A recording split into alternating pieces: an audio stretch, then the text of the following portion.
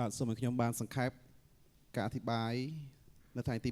20ខែមេសា2026នេះអរុនសុស្ដីយើងស្ថិតនៅក្នុងថ្ងៃអាទិត្យទី3នៃរដូវបុណ្យព្រះគ្រីស្ទមានប្រជញ្ញរស់ឡើងវិញនៅក្នុងអំឡុងពេលនៃរដូវបុណ្យនេះយើងនឹងពិនិត្យមើលគុណតម្លៃមួយចំនួននៃរូបកាយរបស់ក្រុមជំនុំក្នុងស្រុករបស់យើងគឺក្រុមជំនុំ CCOP សែនសុខនៅពេលដែលយើងប្រកាសពីការរស់ឡើងវិញតើអ្វីខ្លះដែលយើងឲ្យតម្លៃថាជារូបកាយនៃក្រុមជំនុំចម្លើយគឺជាក្រុមជំនុំដែលមានប្រពៃណីមានព្រះគម្ពីរអានព្រះគម្ពីរកិច្ចការក្នុងអំឡុងពេលរដូវបុណ្យព្រះគ្រីស្ទមានប្រជញ្ញរស់ឡើងវិញដូច្នេះយើងនឹងប្រើសំណេរនៅក្នុងកាន់គម្ពីរកិច្ចការដើម្បីណែនាំការសន្ទនារបស់យើងអំពីគុណតម្លៃនៃក្រុមជំនុំនាពេលបច្ចុប្បន្នយើងអានកាន់កិច្ចការក្នុងកំឡុងពេលបុណ្យព្រះគ្រីស្ទមានប្រជញ្ញរស់ឡើងវិញដើម្បីជួយយើងចងចាំថាការរស់ឡើងវិញគឺជាមូលដ្ឋាននៃការប្រកាសដំណឹងល្អនិងការរីកចម្រើនរបស់ក្រុមជំនុំយើងនឹងចំណាយពេលខ្លះដើម្បីពិនិត្យមើលប្រធានបទនៅក្នុងអត្ថបទគម្ពីរកិច្ចការរបស់យើងសម្រាប់រយៈពេល 2-3 សប្តាហ៍ខាងមុខទៀតកិច្ចការចំពុក2ខ42សិស្សទាំងនោះព្យាយាមស្ដាប់សេចក្តីបង្រៀនរបស់ក្រុមសាវករួមរស់ជាមួយគ្នាជាបងប្អូននិងធ្វើពិធីកិច្ចនំប៉័ងនិងព្យាយាមអធិដ្ឋានថ្ងៃនេះយើងនឹងពិនិត្យមើលអំពីគំនិត2យ៉ាងការបង្រៀនរបស់ពួកសាវកនិងការកិច្ចនំប៉័ងនិយាយឲ្យសាមញ្ញជាងនេះយើងនឹងពិចារណាមើលពាក្យពីរនេះព្រះបន្ទូលនិងតុអាហារយើងនឹងពិនិត្យមើលពីរបៀបដែលព្រះបន្ទូលរបស់ព្រះនាំយើងឲ្យជួបត្រង់នៅតុនៃពិធីសម្ព័ន្ធមេត្រីអត្ថបទគម្ពីរនៅក្នុងព្រះគម្ពីរលូកាចំពុក24ប្រាប់យើងពីរឿងរ៉ាវនៃការស្ដាប់ព្រះបន្ទូលមុនពេលពួកសិស្សជួបព្រះយេស៊ូវនៅតុអាហារហើយអត្ថបទរបស់យើងនៅក្នុងកិច្ចការចំពុក2នឹងបង្ហាញយើងថាក្រុមជំនុំដំបូងបានបន្តការអនុវត្តមួយនេះនៅក្នុងលូកាចំពុក24សិស្ស2នាក់បានជួបព្រះយេស៊ូវនៅតាមផ្លូវប៉ុន្តែព្រះគម្ពីរប្រាប់យើងថាភ្នែករបស់ពួកគេត្រូវបានរារាំងពីការស្គាល់ទ្រង់ហើយវាដូចជាព្រះយេស៊ូវកំពុងតែលេងសើចនឹងពួកគេអញ្ចឹងទ្រង់សួរពួកគេថាពួកគេកំពុងជជែកគ្នាអំពីរឿងអ្វីពួកគេប្រាប់ទ្រង់ទាំងអស់អំពីរឿងរ៉ាវនៃការចាប់ខ្លួននិងការកាត់ទោសនិងការឆ្កាងរបស់ទ្រង់សម្រាប់សិស្សទាំងពីរនាក់នេះវាគឺជារឿងដ៏សោកសៅមួយ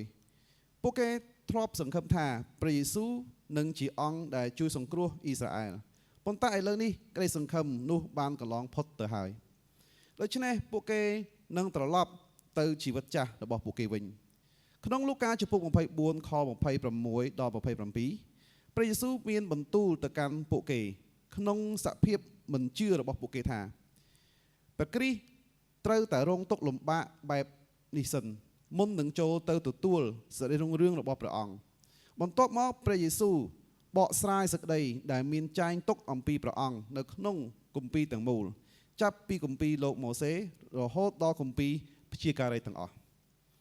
នៅចំណុចនេះព្រះយេស៊ូវដឹកនាំពួកគេឲ្យសិក្សាព្រះបន្ទូលរបស់ព្រះដើម្បីមើលឃើញពីរបៀបនៃព្រះបន្ទូលទាំងអស់នោះនាំពួកគេទៅរកទ្រង់នៅពេលដែលពួកគេតាមដានព្រះបន្ទូលរបស់ព្រះតាមរយៈលោកម៉ូសេនិងពួកព្យាការីពួកគេនឹងឃើញព្រះមេស៊ីជាព្រះអង្គសង្គ្រោះដែលត្រូវបានជ្រើសរើសឲ្យរងទុក្ខវេទនាមុនពេលយាងចូលទៅក្នុងសេរីល្អរបស់ទ្រង់វាជារឿងចាំបាច់ណាស់ដែលព្រះគ្រីស្ទនឹងត្រូវខ្ទេចខ្ទាំហើយត្រូវបានចែកប្រទានដល់ពិភពលោកទាំងមូលនៅពេលដែលពួកសិស្សមកដល់កន្លែងរបស់ពួកគេហើយពួកគេបានបញ្ចុះបញ្ចូលព្រះយេស៊ូវឲ្យស្នាក់នៅនិងទទួលទានអាហារជាមួយពួកគេហើយបន្ទាប់មកក្នុងកំឡុងពេលទទួលទានអាហារពេលល្ងាច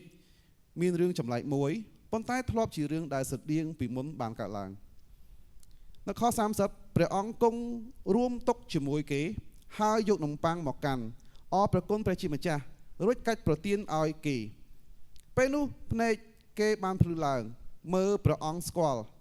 ប៉ុន្តែព្រះអង្គបាត់ពីមុខគេទៅ ព្រះយេស៊ូវបានបើកព្រះគម្ពីរដល់ពួកគេដើម្បីបង្ហាញអំពីអង្គទ្រង់នៅពេលដែលពួកគេកំពុងដើរតាមផ្លូវទ្រង់បានបង្ហាញពួកគេថាព្រះមេស៊ីត្រូវតែរងទុក្ខវេទនាពេលចូលទៅក្នុងសេរីល្អរបស់ទ្រង់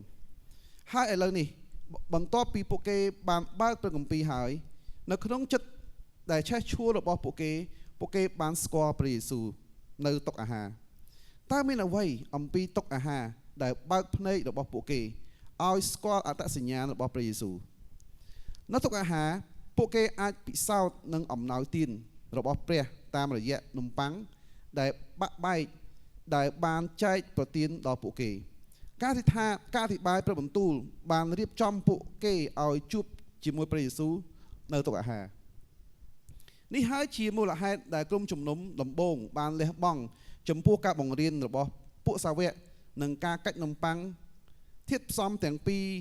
នៃការជួបជុំរបស់ពួកគេអនុញ្ញាតឲ្យពួកគេជួបព្រះយេស៊ូវតាមពិធីផ្សេងគ្នានោះហើយជាមូលហេតុដែលកម្មវិធីថ្វាយបង្គំក្នុងក្រុមជំនុំរបស់យើងសប្តាហ៍នេះធ្វើតាមទម្រង់ដូចគ្នាយើងស្ដាប់ព្រះបន្ទូលរបស់ព្រះដែលត្រូវបានអានឮហើយយើងជួបព្រះយេស៊ូវនៅពេលដែលទ្រង់បានបង្ហាញអំពីព្រះអង្គទ្រង់នៅក្នុងការកាច់នំប៉័ងនៅតុអាហារការសង្ខេបសេចក្តីសម្រាប់ថ្ងៃនេះចាប់តែប៉ុណ្ណេះសូមព្រះអង្គបានប្រទានពរដល់អ្នក